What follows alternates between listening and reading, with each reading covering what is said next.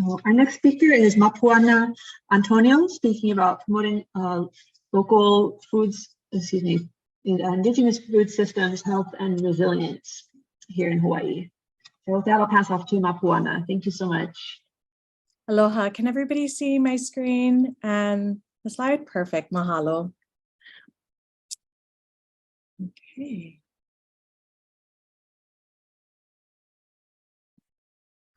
All right, aloha mai kako. I'm Dr. Mapuana Antonio, born and raised in Wahiawa on the island of Oahu. Before I get started today, I just wanted to give a big mahalo to our Ke'olo Ka'aina research team and thought partners. And in particular, what you see here are a list of names of all of the different individuals who contributed significantly to our project that I'm going to be presenting on today, as well as all of the different aina and communities that really contributed to the way in which we're conceptualizing Ke'olo Ka'aina. With that being said, just a little bit about myself. So as mentioned, I'm Mapuana Antonio, born and raised in Wahiawa on the island of Oahu. My mauna is Mauna Ka'ala, which is shown here, the piko of Oahu and the highest peak here on the island of Oahu. Today, I'm the Indigenous Health Specialization Head, or Native Hawaiian Indigenous Health Specialization Head in the Office of Public Health Studies at the University of Hawaii at Manoa, and I'm truly humbled to be invited as a speaker in today's forum. So when I think of Indigenous food systems, especially from a Native Hawaiian worldview, I'm reminded of the importance of our interconnected relationships with Kanaka, our people and land. And in particular, I think of our nourishment that we receive through land. And from this worldview, there's a deep understanding that food systems rely on intergenerational knowledge, reciprocity, hilo, or our deep observations of our environment. And especially the land stewardship among a collective group where everyone has a role and everything has a purpose. So from this Hawaiian worldview, aina is our older sibling, and we look to aina to guide our actions and behaviors. And this is best showcased through our olelo no eau, or Hawaiian proverb and saying, he ali'i ka aina he kawa ke kanaka, the land is chief and people are its servant. So health and resilience from a Native Hawaiian worldview is deeply intertwined with aina. And nonetheless, we all have a kuleana, or deep responsibility, to malama our aina, the nature, land, environment, everything that nourishes us, and to reciprocate this by caring for the land, not just for our present generations, but for at least the next 7 generations to come. So Hawaiians once followed a very intricate land division system, such as the ahamoku and ahupua'a systems, comprised of all necessary resources for survival. You can see some pictures here of really describing the way in which water, in particular, was so vital to life, that the ahamoku system followed from mountains to ocean. And this sophisticated system allowed for sustainable lifestyles.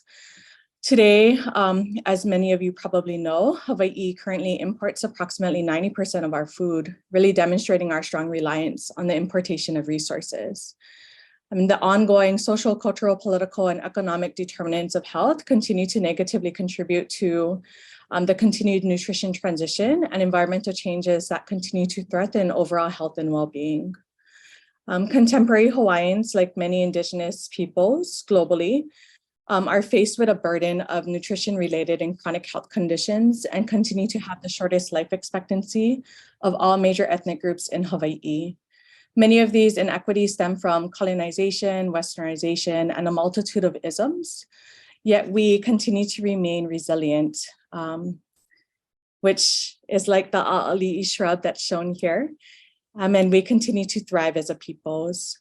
And this was highlighted in some of our work through Ke'olo Ka'aina that I had previously showcased, but here's a little bit more photos from our team, our Ke'olo Ka'aina research team and thought partners.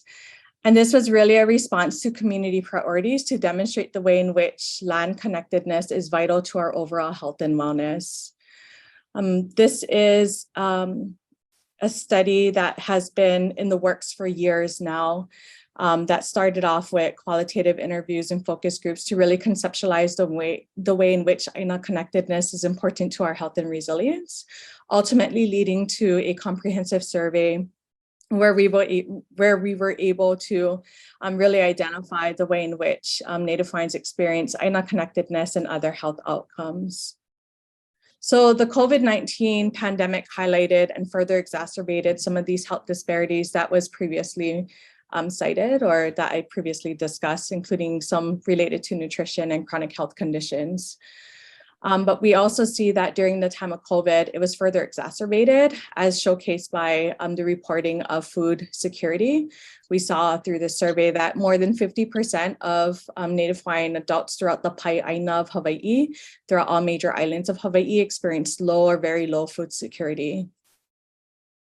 Yet this was a very important time period that allowed for the opportunity to reconnect, not just with ourselves, but with our ohana, our families, our communities, and Aina in new ways.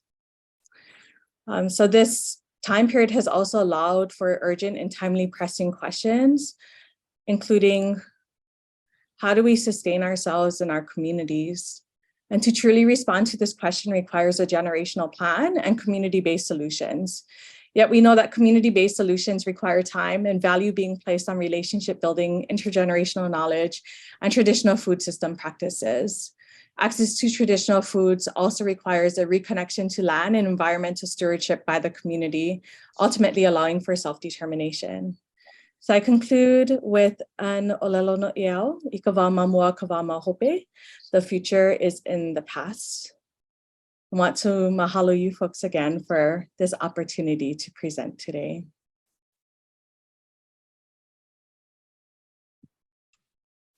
Thank you, mahalo Mapua, and I appreciate so much your perspective and joining us today.